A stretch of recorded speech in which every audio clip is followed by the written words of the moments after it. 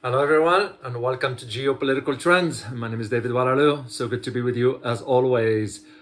India and Bangladesh are discussing, get this guys, de-dollarization as a dual currency card is in the works between the two countries. In this video, I am going to provide you my insight as to why this development is very crucial to not only the regional economy, but also to how it's going to impact the global economic order.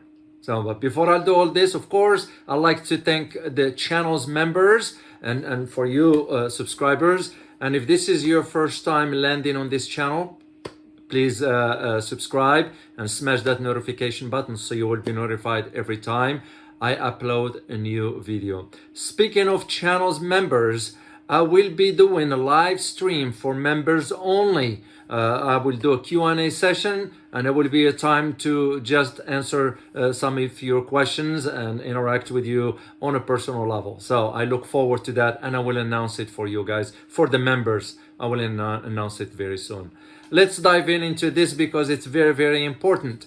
Well, just a few days ago, as a matter of fact, on Saturday last weekend, which is on March 19th or 18th, somewhere around that, Prime Minister Narendra Modi and his Bangladeshi counterpart, Sheikh Hasina, inaugurated the India-Bangladesh Friendship Pipeline. This one has to do with gas. It's very major, and I will tell you why as I move forward in this discussion. So this is the first, get this guys, it's the first cross-border energy pipeline between India and Bangladesh. And it was built at an estimated of about $45 million, of which Bangladesh portion was about 34, but it has been borne by an Indian government under grant assistance. That is how Bangladesh was able to finance this one here. But that's not, the key is not about that one. The key is about how India and Bangladesh, because mind you, that Bangladesh now, it moved in its economic status on the global stage. So this is why it's very crucial. You'll remember last time when I mentioned in geopolitics, you have to look at the two main things, economics and finance.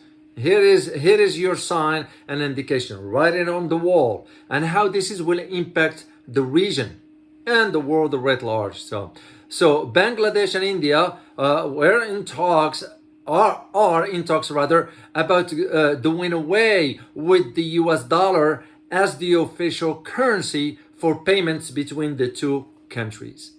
You all see where this is going. I mean, by now, guys, based on what I've been discussing with you and sharing with you the information and all, it should come as no surprise to you that more and more countries around the world are moving away from the dollar. So these developments, of course, will bring down the cost. Here is the reason why. It will bring down the cost of trade between India and Bangladesh, as well as the conversion rate losses for businesses in both countries, and of course for ordinary people. So the talks between India and Bangladesh took place on the sideline of the G20 finance ministers and central banks governors meeting, which was held about 4 weeks ago or so. So here's the thing. Every year, Bangladeshi national, just to put this in perspective, why both countries wants to move forward with de-dollarization. In other words, get rid of the dollar altogether in their trade, bilateral trade, and for ordinary people. Here's the thing. Every year, Bangladeshi nationals spend about $2 billion on treatment, tourism, and education in India. This is according to the government, the Indian government's estimates, and I will provide you a link to all this. At the same time, India is among the top 3 import destinations for Bangladesh. So Bangladesh also is one of India's largest trade partners in the region. And I'm going to provide you some numbers just to put things in perspective. bilateral trade between India and Bangladesh reach about 14%. Yes, 14% during 2021. And he moved from $9.4 billion in 2019 to about $10.7 billion in 2021. Yeah, that just makes perfect economic sense for India and Bangladesh to embark on this. And Bangladesh's holistic developments is viewed positively by New Delhi, with new opportunities, economic that is, arising along the Indian northeastern region. That is the reason also why Bangladesh was eager to move forward with this deal. Because why is this, you may ask? Well, if you look at the geography of Bangladesh and India, especially in that part of northeastern part, Bangladesh and India share about 2,400, 2,500 miles border. It's considered the fifth longest land borders in the world. Yeah, that's how it is. So, touching the Indian states of Assam, Tripura, Mizoram, Meghalaya, and West Bengal. So, it's no small matter. And economically speaking, it makes perfect sense for them to go ahead, de-dollarize, and start trading in their own currency. So, unofficial transactions between the two nations are conducted in US dollar as we speak. And then it's converted to rupees and taka. Rupees being the currency of India and taka being the currency of Bangladesh, which leaves both sides, India and Bangladesh, with some conversion losses.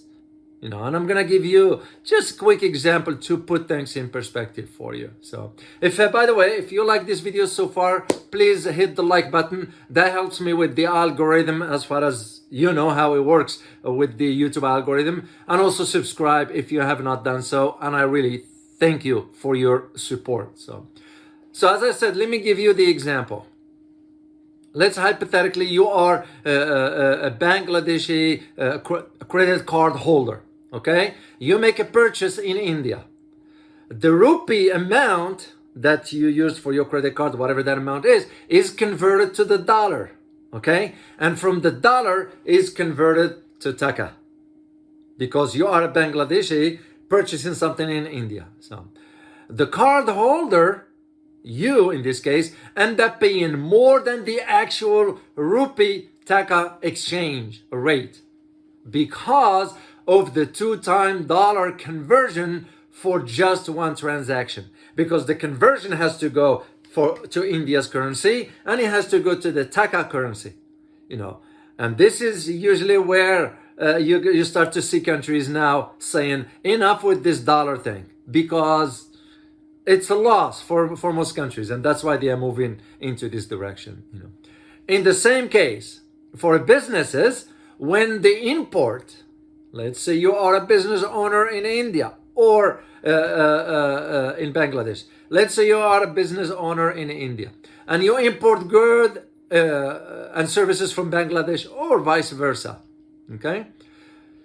This prompted now the Bangladeshi Bank Governor Abdul Rauf Talkoder and Reserve Bank of India Governor Shakti Kanta Das to discuss the possibility of having an arrangement such that transactions will not be backed to the US dollar. That is what's at the heart of all this. It is the same thing Saudi Arabia is doing with the China right now. And that's why I say, put this in the big picture. India is seeing where the trend is going. Bangladesh is seeing where the trend is going. And you look at what Saudi Arabia just did with China. Iraq ditching the dollar. Iran already ditched the dollar. Russia and some other countries in the global south are all switching to yuan. That just common sense. It's a business decision, it's a strategic move, and that's the reason why India and Bangladesh, and remind you that Bangladesh now, he moved in the emerging economic status on the global stage. It's not the likes of India or China, but it moves from underdeveloped to developing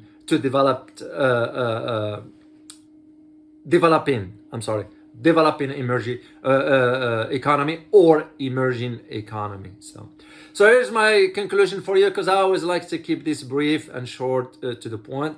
I would say congratulating the Bangladeshi Prime Minister Sheikh Hasina on the country's transition, from less developed country to developing nation status. And this is why it makes more sense for both India and Bangladesh to go ahead, ditch the dollar, and start doing the transactions together in their local currency. So make sure, you guys, to leave me some comments or questions if you have, and we can address this on a live stream. Speaking of live stream, I will be doing one this coming weekend. I hope you can join me if your schedule permits.